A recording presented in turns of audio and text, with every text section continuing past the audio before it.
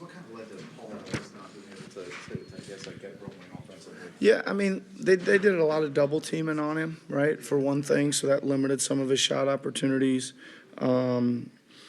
I thought he had just a couple other, ones that I thought maybe he would have pulled the trigger on as well. I thought he was really giving good effort and playing, which is why I kept him in there. He was really good defensively, and don't read much into it, but he's still I know that's not what offensively we want to see. He's still a +8 and a plus-minus, so he was given some great effort on D and playing pretty hard. This is, I think, 5 games maybe for Paul since he came back and he's playing with the splint.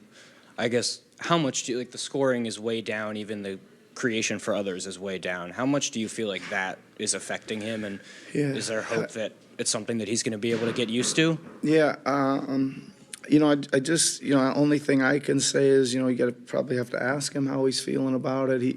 I do, and, usually he says, feels like it's getting better, but where that's coming from, what point that's coming from, I don't know. I mean, I do notice some mishandles out there with his left hand, just not necessarily turnovers, but just not some rhythm and smooth things that probably affect both his getting into his shot and his passing a little bit. So, I mean, you said it. It is not great efficiency since he hurt his finger. Right, and hopefully we get some time. Hopefully it'll heal up and get a little bit better. Again, he missed 5 games before that too, and right before that, I thought he was really starting to come into his own. So hopefully we can get him back to that rhythm at some point. To that point, I mean, what did you see from Jared and Quinn? I mean, you went to them starting lineup tonight. Quinn with 30 points. Jared looked like he was running the offense really well. What did you see out of those two? Yeah, I mean, we had to decide who we were going to start at point with Tyrese out. And, once we decided to go with Jared again, I think it was a little bit more of just possible offense creation. And then we did the same, putting Q in, again, just to have a little more spacing and some offensive creation there. And obviously, Q played a good game. And I thought Jared had a solid game. I think he probably liked to have a few of those drives back that he, kind of lost control of the ball a couple times. I don't know how many. Yeah, 4 turnovers, that's probably a little high for him. I think he got by and he got in there and he thought something good was going to happen, and then he didn't have the ball with him a couple times. But as you guys saw, we were really searching for the right combination tonight, right? There was a lot of stuff going on with stuff. I think, Yabu just said, Coach, I'm give you everything I got, but I'm really, my legs are heavy, and, so I'm moving things around. I think it took us that last lineup, and we put Q on the point, right? And then Kelly and Justin. I thought Justin had a really solid game, very, very, very aggressive and solid. And then, I thought Bona was providing some good energy and protecting the paint and the rebounding a little bit. So that group we finally got to, made a good run there after getting down, whatever they got down. But a lot of searching going on for the right guys tonight, right combinations, which you might expect.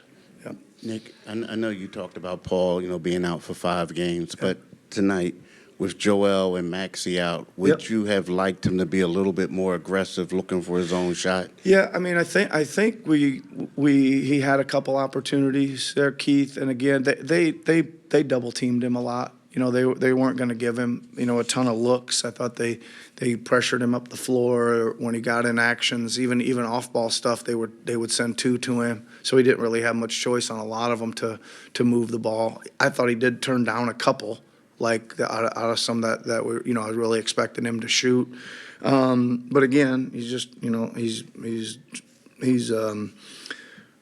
moving the ball, playing hard on D, all that kind of stuff. And, yeah, did we need him to score some more points? Yeah, but we needed lots of people too as well, right? As far as it was tough tonight. Sorry, as far as the center minutes went, I don't think you went to a dem until the last few minutes of the first half. Yep. And then he was your primary backup center in the second half, and you went with him for most of the fourth, I guess. What did you see that made you want to go to a dem in that spot?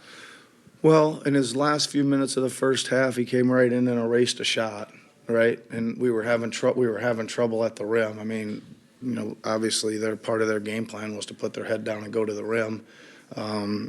With the size advantage and things that they had at a lot of the spots. And he went in there and protected the rim, rebounded well, again, liked his energy. It's on back-to-backs, you're searching for, who's got the spark and who can bring a spark. And I thought he did in the third, so we went with him again. Yep. In the second, yeah. Just being at the All-Star break now, what's at the top of your mind as far as how the season's gone, and what are the main things you'll be thinking about in terms of how to solve some issues over this break? Yeah, what's at the top of my mind? At the top of my mind is getting as healthy as we can, obviously. Getting back to maybe some square one things, and when we get back and getting to work on, hopefully we got to kind of not look back. It's been as difficult a season as it can be on a lot of fronts.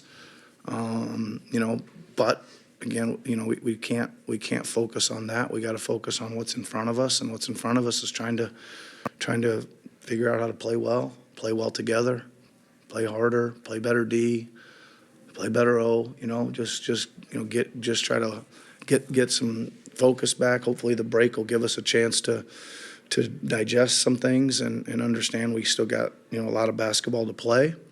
Go from there. Thanks, Coach. Yep. All right. Thanks, everybody.